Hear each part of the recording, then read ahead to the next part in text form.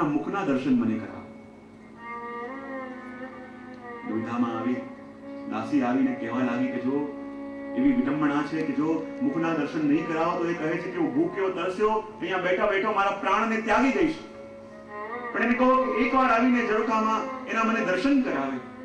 શ્રી કહેવા લાગી કે જો હું બહાર આવીશ અને લોકો જોશે તો કેવું ખરાબ લાગશે, આખા ગામની અંદર વાતો થવા લાગશે. આપણું કુટુંબ સન્માનની કુટુંબ આ ગામની અંદર છે, તો લોક નિંદા થશે, શું કરવું?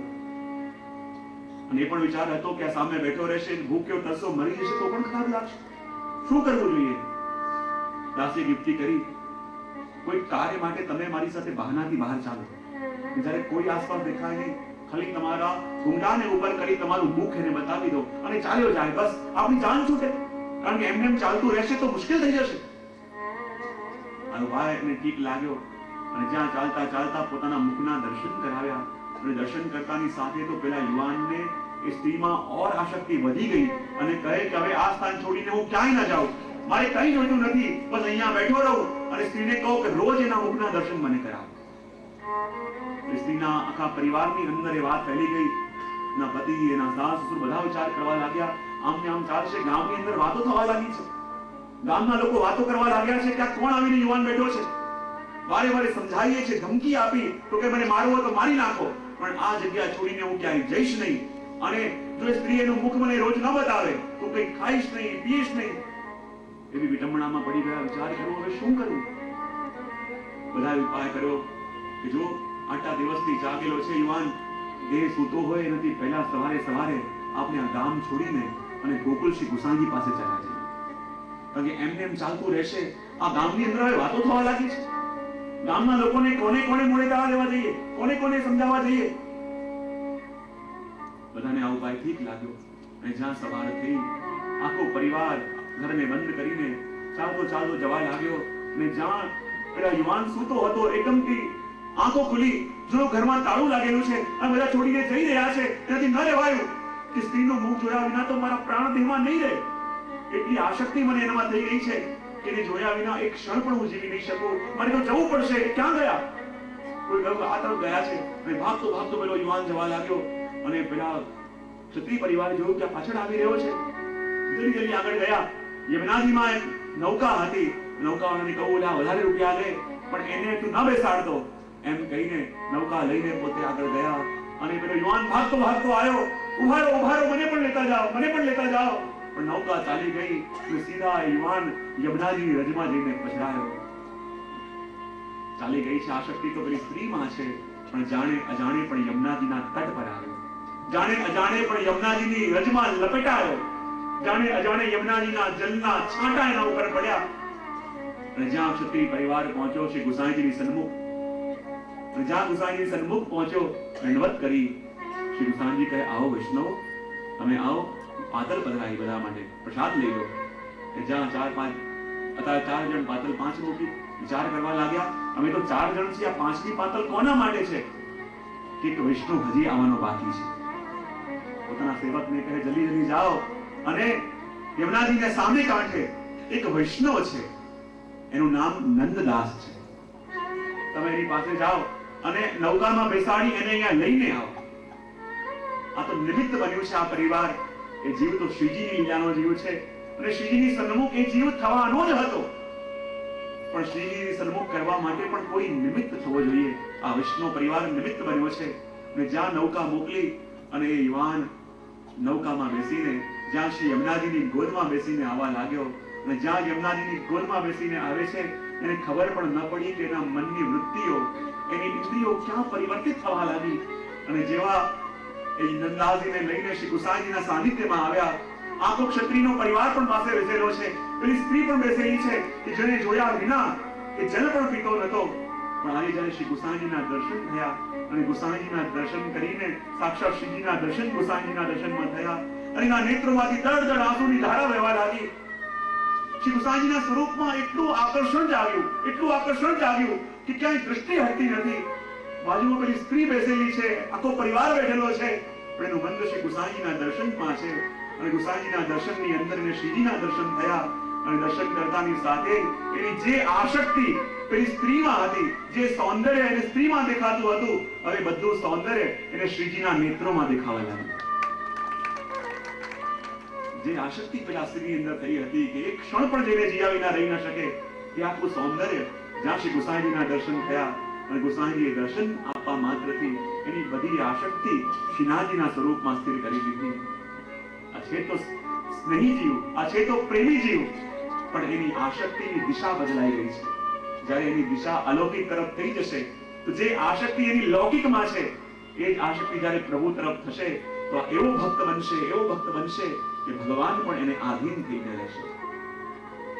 અને જ્યાં નવનીત પિયાજીની આગળ નંદદાસજીને શરણે લીધા અને જ્યાં પછી પોતાના સાથે એમને ગોપાલપુર લઈને આવ્યા અને જ્યાં શ્રીનાથજીની સન્મુખ લાવીને પધરાયા અને શ્રીનાથજીના દર્શન કરતાની સાથે નંદદાસજીની આંખોમાંથી દળ દળ આંસુ આવવા લાગ્યા.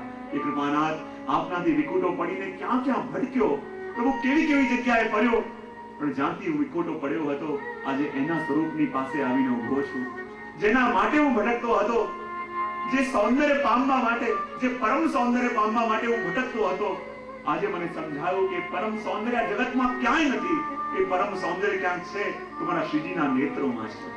અને એ આજે મેં પામ્યું છે. એ પામીને આજે હું કૃતકૃત થયો છું. એ અનુભવ અહીંયા નંદદાસજીએ કર્યો. નંદદાસજીને દર્શન આપ્યા, નંદદાસજીને શરણે લીધા અને કહેવાય કે જ્યારે આગળ સમય જવા લાગ્યો અને વિષ્ણુદાસ સીપા અશક્ત થયા ત્યારે એમને દ્વારપાની સેવા સોંપીને અને નંદદાસજીને અક્ષરખાની અંદર સમાવેશ એમનો કર્યો અને પછી અક્ષરખાની અંદર નંદદાસજી આવ્યા. ધીમે ધીમે સમય વ્યતીત થવા લાગ્યો અને ત્યાં જ ઠાકોરજીની યાદ આવી કે જો આ જેટલા જેટલા કીર્તનકાર મારી પાસે આવ્યા છે એની પહેલા મેં પેલો શ્યામ પખાવજી અને લતા કે સુંદર સારંગી વગાડે છે એને પણ મારી સેવામાં જોડ્યા છે. અને જો ચૈત્ર મહિનો છે અને પૂર્ણિમા આવવાની છે અને પૂર્ણિમા આવવાની છે તો અહીંયા મેં માખણ ચોરી તો બહુ કરી પણ હજી રાસ કરે બહુ સમય થયો. મારે પુનઃ એ રાસની લીલા પ્રગટ કરવી છે અને એમ વિચાર કરી આપે કૃષ્ણદાસ અધિકારીને આજ્ઞા કરી કે કૃષ્ણદાસ તમે અહીંયા સાંપરનામાં આવો અને મારી ઈચ્છા રાસની થઈ છે અને શ્યામ પખાવજીને લઈને પણ આવજો. અને કૃષ્ણદાસ શ્યામ પખાવજીને લઈને અને તે સ્થાન પર પહોંચ્યા અને જ્યારે રાત્રિનો સમય છે, પૂર્ણ ચંદ્રમા ખીલેલો છે અને સામે ઠાકોરજી અને હજારો હજારો વૈગોપિકાઓ પધારી જેવી રીતે સારસ્વત કલ્પની અંદર રાસના દર્શન થયા એવા જ રાસના દર્શન અહીંયા કૃષ્ણદાસજીને થઈ રહ્યા છે. સુંદર ઠાકોરજી નૃત્ય કરે છે. ત્યાં દર્શન કર્યા કે સુંદર સ્વર્ણ સિંહાસનમાં ઠાકોરજીને સ્વામીજી બિરાજમાન છે. બધી ઘણી બધી ગોપીઓ નૃત્ય કરી રહી છે. વારે વારે ઠાકોરજીને કહે છે, પ્રિયા પ્રીતમને કહે છે, અહીંયા અવાજ ઓછો કરજો જરા. કૃષ્ણ કનૈયા પ્રિયા પ્રીતમને કહે છે કે આગળ પધારો, આ બંને રાસમાં પધારો. પણ ઠાકોરજી પધારતા નથી. વારે વારે કીધું, અરે પ્રભુ આપ રાસમાં પધારો, અરે સ્વામીજી આપ રાસમાં પધારો. બધી ગોપીઓ નૃત્ય કરી રહી છે તો પણ ઠાકોરજી નથી આવતા. સખીઓ કહે એમને એમ તો ના આવે, આપણે કહીએ આપણે નૃત્ય કરવા લાગીએ, આપણને નૃત્ય કરતા જોશે તો ઠાકોરજીને પણ આયા વિના રહેવાશે નહીં. જ્યાં ગોપીઓ નૃત્ય કરવા લાગી, પ્રભુ હવે તો પધારો. પ્રભુ કે હજી પણ નહીં. સખીઓ કહે કે હું નૃત્ય કરી રહી છું, બધી સખીઓ નૃત્ય કરી રહી છે, વાજિંત્ર વાગી રહ્યા છે તો પ્રભુ કેમ નથી પધારતા? તો પ્રભુ કહે હું જેની પ્રતીક્ષા કરું છું એ ના આવે તો કેવી રીતે આવું? બોલે સ્વામીજી પણ આવી ગયા છે. બોલે સ્વામી તો આવી ગયા છે, હું તો પ્રતીક્ષા કરું છું મારા કૃષ્ણદાસની. કારણ કે આજે મારો મનોરથ છે, આજે મારો એવો મનોરથ છે કે હમણાં સુધી તો મેં જેવી જેવી લીલા કરી એના દર્શન કરીને કૃષ્ણદાસે પદો ગાયા, પણ આજે મારો મનોરથ એવો છે કે જેવા જેવા પદો કૃષ્ણદાસ ગાય એવી એવી લીલા કરીને અમે કૃષ્ણદાસને દર્શન આપીએ. અને જ્યાં રામકુંડની અંદર જોયું કૃષ્ણદાસ સામે પખાવજ લઈને આવ્યા, શ્યામ પખાવજી આવ્યો અને શ્યામ પખાવજી જ્યાં પ્રભુના દર્શન કર્યા અને જ્યાં પખાવજની અંદર થાપ આપી અને ઠાકોરજીએ પોતાના ચરણથી ઘૂઘરીનો ઝંકાર કર્યો, ત્યાં બીજી થાપ આપી પખાવજથી અને ત્યાં ઠાકોરજી ચરણોથી થાપ આપે છે. ત્યાં ફરી થાપ આપી, ત્યાં ફરી ઠાકોરજી થાપ આપી અને બિરાજેલા પ્રભુ ધીમે ધીમે ઉભા થયા. સ્વામીજી પણ ઉભા થયા. એક હસ્ત ઠાકોરજીનો સ્વામીજીના ખભા ઉપર છે, બીજો હસ્ત હાથી મુદ્રાઓમાં છે. સ્વામીજી પણ પ્રભુના દર્શન કરી રહ્યા છે અને જેવી જેવી રીતે પગાવાની થાપ પડે એમ ઠાકોરજી સુંદર નૃત્ય કરે છે. પછી પગાવાની થાપ એના પાછળ કોઈ નૃત્ય.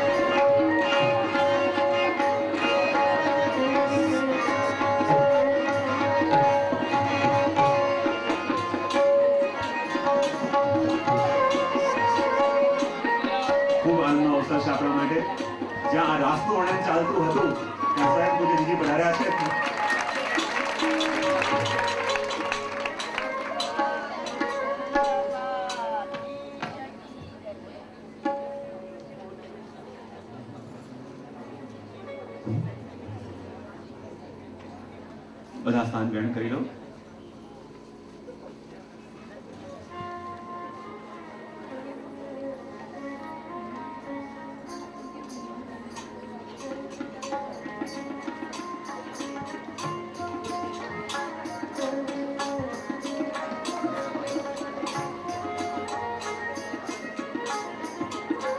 બોલ શ્યામ સુંદર શ્રી અમને મહારાજ કી જય. આપણા માટે ખૂબ જ આનંદનો અવસર છે. મારા માટે તો વિશેષ આનંદનો અવસર છે કે જ્યાં શ્રીનાથજીના દિવ્ય ચરિત્રોને આપણે શ્રવણ કરી રહ્યા છીએ. જ્યારે શ્રીનાથજીએ સ્વયં કૃષ્ણદાસજીને રાસના દર્શન માટે બોલાવ્યા અને ત્યાં પૂજ્ય જીજીનું પદાર્પણ થયું, એ આપણા માટે ખૂબ સૌભાગ્યનો વિષય છે. તો આ રાસનું પદનું શ્રવણ કરીને આપણે પૂજ્ય જીજીના આશીર્વચન પણ ગ્રહણ કરીશું અને પછી આગળ કથાનો ક્રમ ચાલતો રહેશે. તો જ્યાં